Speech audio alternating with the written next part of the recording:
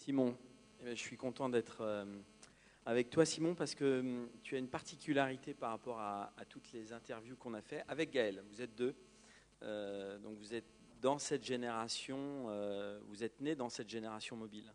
Tu as quel âge, Simon? J'ai 26 ans. 26 ans. Alors tu peux te présenter pour la salle, donner un peu ton parcours, parce qu'il est intéressant de voir comment tu as progressé jusqu'à aujourd'hui. D'accord. Alors, j'ai lancé App Gratuite il y a 9 mois. App Gratuite, c'est une plateforme de distribution d'applications un peu similaire à Groupon, dans le sens où tous les jours, on fait découvrir une application iPhone, et en plus, on file un bon plan sur cette app, que ce soit une gratuité limitée, une baisse de prix ou une découverte. J'avais travaillé dans le mobile et dans l'iPhone pendant 2 bonnes années avant de lancer ça. C'était en fait la conséquence d'avoir grosso modo bootstrappé sur ce marché de la marketing pendant 2 ans, pendant qu'il se constituait vraiment. J'avais commencé à San Francisco il y a 3 ans maintenant, où j'étais parti comme tous les bons petits Français qui rêvent de conquérir San Francisco. Et j'avais fini esclave dans une grosse boîte de mobile à San Mateo, qui est vraiment le village le plus moche de la vallée. La genèse de tout ça, c'est que j'avais un copain qui était fou, mais qui était développeur chez Apple, qui développait dans la team du SDK les outils qu'Apple allait distribuer 6 mois plus tard aux développeurs. Et c'est d'ailleurs un peu comme ça qu'on peut expliquer l'année et demie canonique que la Silicon Valley a sur l'Europe. C'est parce que généralement les entrepreneurs ont des potes qui bossent dans les grands groupes et qui leur disent écoute, tu vas voir dans 6 mois il y a un truc qui sort, tu devrais commencer à t'y intéresser.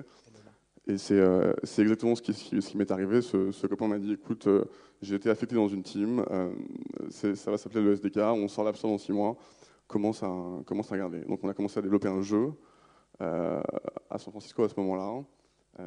Et puis ça a duré 6-7 mois, soirée week-end. On développait un truc qui aurait pu être Touch Pets de NG Moko, un univers virtuel avec des petits animaux. Et puis 2008, il y a eu la crise.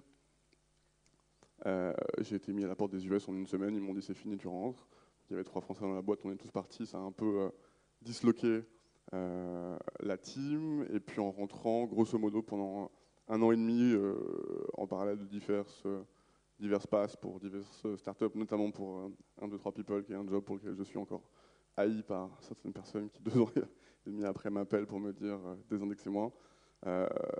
On a vu en fait, avec un de mes sites qui était un site dédié aux applications iPhone, le marché des dépenses marketing mobile se constituer. Donc ça a été un premier email un jour via ce blog d'un développeur qui m'a dit écoutez, bonjour, j'ai 100 balles, qu'est-ce que vous pouvez faire pour moi? Un mois après, une agence qui m'a dit bonjour, on a 1000 euros, qu'est-ce que vous pouvez faire pour nous? Un mois après, un annonceur qui est arrivé qui nous a dit on a 3000 euros, qu'est-ce que vous pouvez faire pour nous? Et ça, c'était début 2010, et donc on a senti vraiment ce début de cycle d'expérimentation de tous les acteurs de la chaîne sur les dépenses marketing, et tout le monde testait un peu, et encore aujourd'hui, tout ce qui passait. Et donc on est rentré dans un cycle de product discovery assez intense entre janvier et avril 2010, avec le but de trouver l'outil et le positionnement qui permettrait de diffuser de manière qualitative et massive une application iPhone.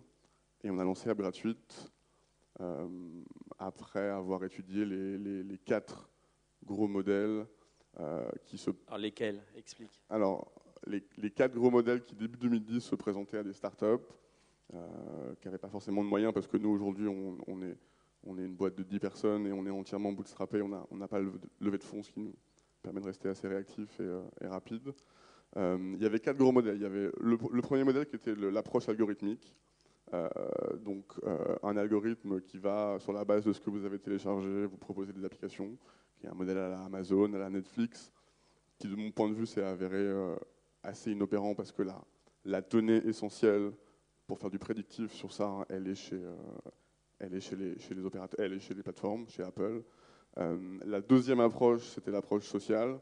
Donc tu vas connecter ton app avec celle de tes potes via Facebook, et on va te dire ce qu'ils aiment, et comme c'est tes potes, tu vas aimer ce qu'ils aiment. Ça, c'est un truc qui, de mon point de vue, ne marche pas du tout,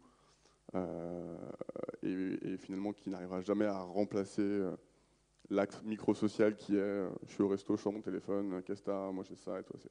Et les gens qui se la recommandent vraiment dans la vie. Deuxième approche. Troisième approche qui était rémunérer des internautes pour faire monter les applications dans les classements. Ça s'est avéré, c'était une très bonne idée, ça s'est avéré en tout cas dans l'écosystème d'Apple, pas une bonne idée parce qu'aujourd'hui c'est sanctionné assez violemment par Apple. Et il y avait une quatrième approche qui est celle qu'on a choisie, qui était de créer un média mêlé d'e-commerce, app gratuite, sur une approche tous les jours, on vous fait découvrir une app et en plus on vous file un bon plan sur cette app. Je ne sais pas s'il y a des gens dans la salle qui utilisent app gratuite. Ça fait. Ok. Alors j'ai pris un risque. On va en parler, Simon. Les chiffres quand vous avez lancé. Alors, attends, je ferai une petite coude pour me. Les chiffres d'app gratuite, ils sont assez intéressants parce qu'on a lancé en bêta en avril 2010. Et pendant grosso modo 6 mois, on est passé de 1 membre à 20 000 jusqu'à octobre 2010. Donc j'étais un peu inquiet, je savais que c'était un bon positionnement, je ne savais pas très bien comment atteindre une masse critique d'utilisateurs. Et le 1er octobre 2010, on a lancé l'application iPhone dédiée d'app gratuite, qui est montée première du classement gratuit, qui est restée une semaine parce que le produit était assez sticky à mon avis. On est passé de 10 000 abonnés au service à 300 000 en une semaine, de 300 000 à 600 000 en un mois supplémentaire. Et on a passé 1,1 million d'abonnés à app gratuite en janvier 2011, donc grosso modo 4 véritables mois après avoir lancé le service. Dans les autres métriques intéressantes, on a fait faire à nos annonceurs, clients et partenaires, 50 millions de téléchargements gratuits dans l'App Store l'an dernier. On est sur un trend de 70-80 millions cette année, parce qu'on a lancé une version iPad, parce que le marché croît, parce que l'iPhone 5 et parce qu'on lance dans plusieurs pays dans pas longtemps. Ça, c'est les métriques. Attends, tu as dit une chose, tu penses que l'iPhone 5 qui va sortir peut être un booster pour toi? Pourquoi? Parce que ma grande conviction, c'est que le marketing d'une application iPhone, elle passe par une masse critique d'installation au sein d'une société. Et qu'à partir d'un certain moment, si l'application est vraiment bien et si en plus elle a un parc suffisamment gros, elle va générer des downloads incrémentaux parce que les gens se la recommandent d'iPhone à iPhone. Et ça, on le voit vraiment avec App Gratuite. Tu vois, on est à un parc installé de entre 800 et 900 000 installations uniques, dont 600 000 opt-in qui reçoivent la petite notif que vous recevez tous les matins et qui vous dit l'app du jour est là. Combien tu as alors, attends, tu as 900 000 applications téléchargées. Ouais. Et combien de personnes reçoivent les notifications? 600 000 opt-in, et en tout, on est sur du 1,1 million de VU parce qu'on a aussi un site, une newsletter, et que finalement, on traque le dernier, l'unité de clic unique sur ces liens vers l'App Store qui sont sur notre site, mais aussi notre newsletter et aussi sur l'app, qui est vraiment le cœur du service. Alors, deux questions. Sur cette application, c'est le bouche-à-oreille uniquement qui a fait que ça a explosé comme ça, ou il y a d'autres facteurs? Il y a eu un facteur fondamental qui a été l'acquisition en haut du classement gratuit, et c'est vraiment là où est le trafic, c'est là où est l'acquisition saine, spontanée, déclarative. C'est ce qu'on essaie de refaire avec App Gratuite, où on a un modèle déclaratif. Si l'app du matin vous plaît pas, vous la prenez pas. Et en haut du classement gratuit ou payant, si l'app que vous voyez vous plaît pas, vous la prenez pas. Et c'est vraiment là où est le gros du trafic. La première place de l'App Store en France, c'est entre 50 et 60 000 téléchargements. Et on a des case studies où on arrive à faire 150 000, 160 000 téléchargements en une journée sur des apps qu'on a mis en avant et qui sont montées premières. Donc ça veut dire que si tu n'es pas dans la liste des top 10, là, ça ne marche pas? De mon point de vue, l'acquisition iOS, elle est vraiment dans l'App Store. Ils ont créé un écosystème de distribution qui est génial, qui est sur le téléphone de tout le monde. Il ne faut pas chercher à faire du display, il ne faut pas chercher à faire du DRP, il ne faut même pas envoyer de communiqué de presse. Mais alors Simon, pour être dans le top 10, vous avez fait quoi? C'est le bouche-oreille? Nous, il y avait le bouche-à-oreille, il y avait le fait qu'on avait une petite base installée de 20 000 abonnés newsletter qui nous suivaient, plus l'audience sur le site. Et vraiment, quand on a sorti l'application App Gratuite, toute cette base qu'on avait travaillée pendant 5-6 mois a pris l'app, ça a généré le nombre de téléchargements suffisant pour qu'elle monte première. Et elle y est restée, je te dis, une semaine. Et c'est là où on est passé de 20 000 à 300 000 en une semaine, en 7 jours. Des déploiements dans d'autres pays prévus? Alors, on a une approche, comme on est une startup bootstrappée, qu'on a déjà pivoté 2 fois et qu'on se laisse la possibilité de tester un peu tout ce qui passe, on lance là dans 10 langues, 30 pays, en espérant qu'au final, ça prenne dans 3 ou 4 pays. Qui sont Ça, on le verra Ah oui, en lançant. tu n'as pas d'idée. Non, je pense qu'on n'arrivera pas à opérer 30 pays d'un coup, ça c'est sûr. En revanche, en lançant dans 30 pays, si on en voit au moins 3 ou 4 décollés, et j'espère que ce sera la Russie, le Brésil, la Hollande et les US, mais j'y crois pas trop. Tu as besoin de fonds ou pas? Parce que peut-être dans la salle, il y a des gens qui veulent investir. On discute avec pas mal d'investisseurs. On est passé une année 2010 où, mine de rien, ça a été assez dur. On a bouffé des cailloux pendant assez longtemps, puisqu'on a fait un chiffre d'affaires 2010 à 5 chiffres et qu'on va faire un chiffre d'affaires 2011 à 7 chiffres. Donc, Comment on gère la croissance quand on est 10 et on la gère très difficilement. Ouais, c'est très dur.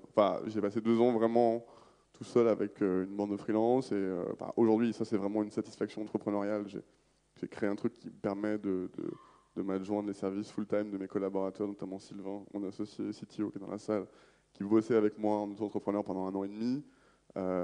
Aujourd'hui, on embauche plein de développeurs iOS à Lyon, où est notre bureau technique, s'il y a des investisseurs, mais aussi des développeurs dans la salle. Mais hier, on a vu Jean-Yves Webb qui nous disait pour transformer au niveau international, donc tu as des ambitions fortes, 30 pays quand même, hein, il faut une équipe parce que l'exécution, il faut qu'elle soit parfaite.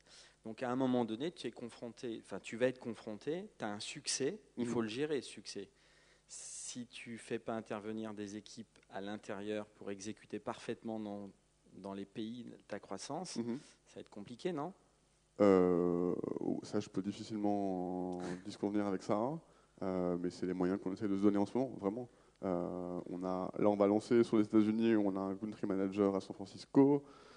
On est en train de mettre une team de rédacteurs / curators sur 3 time zones pour justement couvrir l'actu de nos apps dans 24/7, 365 jours par an. Donc, on met en place une team sur plusieurs fuseaux horaires. Voilà, on se donne les moyens de lancer dans plusieurs pays et on espère qu'au final, ça prendra bien dans 3-4 gros pays. Combien de temps vous avez mis pour développer cette application ? 4 jours 3 peut-être. 3 jours. Et depuis, vous l'améliorez On travaille énormément sur tout ce qui est en back-office, sur la partie tracking, segmentation de la base, sur le serveur de push, qui est un truc qui peut devenir assez vite chiant et complexe. Quand vous envoyez 10 000 push, c'est cool. Quand vous en envoyez 600 000 et que les 600 000 mecs ouvrent l'app au même moment, sur votre serveur, sur vos serveurs de data, c'est un peu chiant. Et ça, c'est un truc qu'on a eu à gérer sur un laps de temps très compliqué. Pendant 1 semaine, le moment du lancement, on cassait nos serveurs tous les matins. Et puis, une fois de plus, aujourd'hui, AppGratitude, c'est notre produit public visible, mais on a une team qui travaille sur des outils beaucoup plus back-office et qui vont nous amener à sortir des outils qui, à mon avis, seront en phase avec le marché dans 1 an et demi. AppGratitude, c'est un beau produit aujourd'hui. Je pense que c'est une réponse assez one-stop shop en France. C'est dur à internationaliser en revanche. Ça répond aujourd'hui parfaitement aux attentes du marché, qui sont des attentes de download, de visibilité. Ça correspond tout à fait à la logique de lancement événementiel qu'on voit dans l'App Store, qui fonctionne comme l'industrie du cinéma, avec une saisonnalité très forte. Et sur les lancements d'applications, on est vraiment très efficace. Mais comme on a 3 ans de recul et qu'on se force à regarder au moins 2-3 ans, on sait que ça répondra peut-être plus tout à fait, ou en tout cas plus qu'en partie, aux besoins du marché et des annonceurs et des développeurs des studios dans 2 ans. Il y a des grands axes, il y a la performance que tout le monde nous demande de faire, qu'on ne fait pas aujourd'hui. Il y a le CRM, il y a l'approche ad network, et qui sont une fois de plus des axes de product development et de product discovery sur lesquels on réfléchit, sur lesquels on ne s'est pas encore arrêté, mais qu'on va lancer dans les mois qui viennent. 100% iOS ou tu penses porter sur d'autres plateformes ? On pense porter sur d'autres plateformes, mais c'est très compliqué. C'est plus simple de lancer dans 30 pays sur la même plateforme que de changer de plateforme dans un pays. C'est pas du tout la même ADN de team. Et aujourd'hui, on a une approche sur AppGratitude qui est très éditorialisée. On a une team qui est très iOS. On a un network de partenaires, de développeurs, d'annonceurs qui sont tous sur iOS depuis maintenant 2-3 ans. Et ce serait à mon avis prétentieux que de se dire on prend, on réplique et on passe sur Android ou Windows parce que on manipule du sens, on manipule des apps, on fait beaucoup d'éditorial, on fait beaucoup de curation, la fameuse curation dont on doit vous rebattre les oreilles. Et ça, il faut connaître la plateforme plus intimement qu'on la connaît. Simon, quel est ton avis sur... beaucoup de gens disent Apple a une position dominante sur le store, mais aussi sur la musique.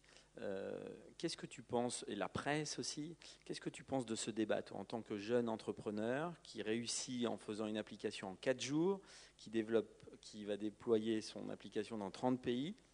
Pour toi, Apple a-t-il une position dominante? Parce que tu rentres dans le moule quand même. On rentre tout à fait dans le moule. On épouse même le moule complètement, puisque finalement, aujourd'hui, le modèle qu'on a créé, il fait ce que fait Apple, différemment. Enfin, Apple gère son store en faisant de la mise en avant éditoriale, pas textuelle, mais en faisant de la mise en avant éditoriale. C'est exactement ce qu'on fait, avec une approche d'acteurs tiers et avec ce côté bon plan que eux ne font pas encore. Peut-être qu'ils s'y mettront un de ces quatre. Est-ce que je pense qu'ils ont une position dominante? Oui, enfin, c'est difficile de... Mais vis-à-vis, par exemple, de la presse, de dire, voilà, nous, on veut 30% des revenus. Est-ce que le fait que cette plateforme soit vraiment un succès partout dans le monde et qu'effectivement, de jeunes entrepreneurs, en quelques jours, déploient un truc et dans quelques mois, dans 30 pays, est-ce qu'on peut dire qu'ils ont une position dominante ou est-ce qu'ils favorisent une industrie? Je pense qu'ils ont développé un modèle de distribution qui est juste exceptionnel et c'est un risque autant qu'une opportunité. Enfin, c'est un risque pour la presse de se faire squeezer 30% de leurs revenus en se pliant aux règles d'Apple. Enfin, nous, on est en business de plateforme. Enfin, c'est une énorme opportunité pour nous. On se couche, cela dit, tous les soirs en se disant que peut-être demain on n'existera plus parce que les règles de la plateforme auront changé. Donc, enfin, c'est une opportunité énorme et un risque délirant pour tout le monde. Enfin, ça, c'est plus dur pour les gens qui étaient là avant de l'admettre et de s'y plier parce que enfin, les secteurs de l'industrie, la presse ou les télécoms qui ont eu des heures de gloire doivent avoir, à mon avis, des ressentis beaucoup plus forts par rapport à la montée d'un acteur comme Apple. Nous, on est une toute petite boîte, bootstrappée, start-up. Enfin, pour nous, c'est une opportunité géniale. C'est pas une question qu'on se pose, à vrai dire. Bon, il reste 2 minutes. Comment tu vois les mois qui arrivent là pour vous? Les challenges, on a bien compris vis-à-vis du déploiement. Et comment tu vas faire, toi, concrètement, pour gérer ton équipe, tu t'approches de gens, tu prends des conseils, Écoute, on a la chance d'être conseillé par 2 top entrepreneurs français qui sont dans la Silicon Valley, pour le coup, qui nous conseillent. Tu peux les citer? Non. Et donc, avec eux, là, pour le coup, je travaille beaucoup à faire le truc qui est le plus dur et en même temps le plus sympa d'un point de vue entrepreneurial, surtout après avoir travaillé tout seul, un peu comme un con dans son coin. D'avoir créé un truc qui permet de rassembler une team, de payer des salaires, de constituer une équipe. C'est vraiment le truc le plus dur et en même temps, c'est quasiment, à mon sens, de là d'où je viens, c'est quasiment plus un aboutissement que si je vendais ma boîte. Enfin, arriver à se donner les moyens de structurer une team de gens qui s'entendent, qui sont compétents, avec des objectifs communs, de passer de 1 an solo avec une vision perso, des obsessions un peu dangereuse pour ma santé mentale et faire partager tout d'un coup tout ça à une team entière. C'est le plus gros challenge pour moi cette année, je pense. Bon, voilà. On te souhaite une bonne chance et plein de réussite. Merci de m'avoir invité, Christophe. Merci.